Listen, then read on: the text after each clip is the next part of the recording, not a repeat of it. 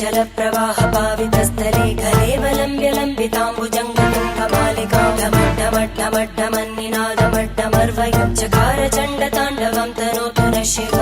शिवम्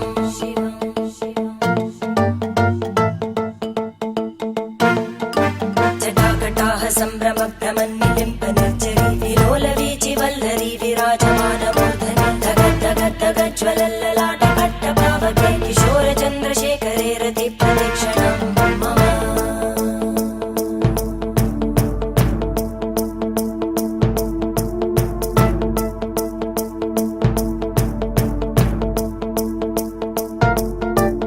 धराधरेन्द्रनन्दिनी विलासबन्धु बन्धुरा स्फुरद्दिगन्त सन्तति प्रमोदमान मानसे कृपाकटाक्षधोरणी निरुद्ध दुर्धरापदि क्वचित् दिगम्बरे मनो विनोदमेतु वस्तुनि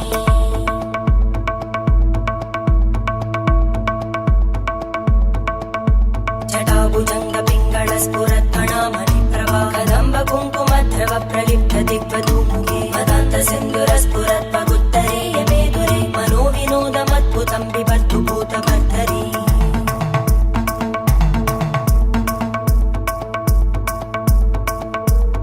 ॐ नमः शिवाय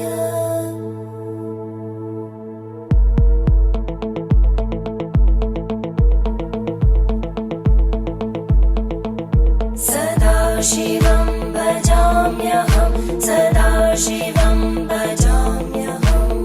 ॐ नमः शिवाय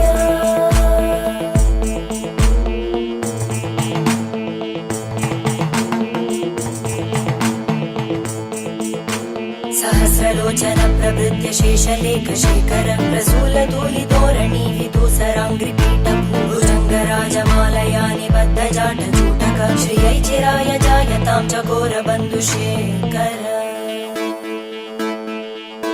ललाटचत्वरज्वलद्धनञ्जय स्फुलिङ्गभाविवीतपञ्चसायकं नमन्निलिम्पनायकं सुधामयूखलेखया विराजमानशेखरं महाकपालि सम्पदे शिरोजटालमस्तुता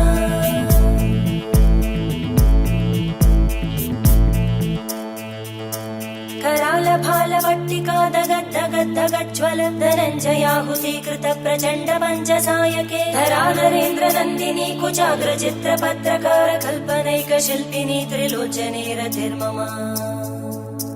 नवीनमेघमण्डली निरुद्ध दुर्धर स्फुरद्भूः निशीतिनी तम प्रबन्ध